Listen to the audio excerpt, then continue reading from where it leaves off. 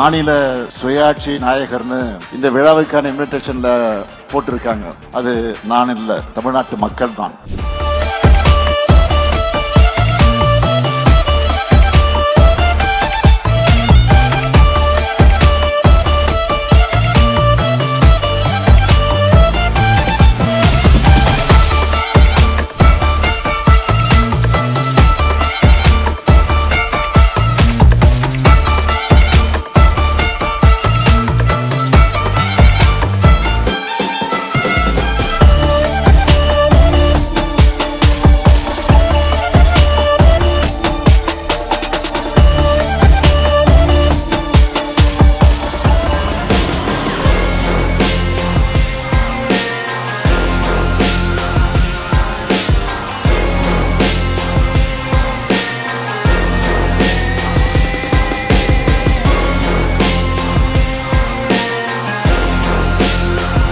திமுகவுக்கு வாக்களிச்சா ஸ்டாலின் அமைக்கிற ஆட்சி சமூக நீதி ஆட்சியா, சமத்துவ ஆட்சியா இருக்கும். மாநில சுயாட்சிக்காக அவர் உறுதியாக போராடுவார்.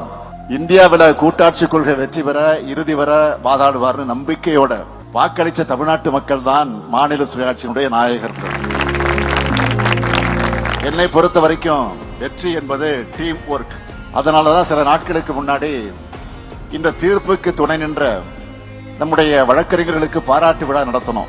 இதுதான் டீம் எஃபர்ட், அதுக்கான அங்கீகாரம். ஆளுநர் பதவி என்பது எந்த பயனும் இல்லாத ரப்பர் ஸ்டாம்ப் போஸ்ட். நீங்க கொஞ்சம் யோசிச்சு பாருங்க.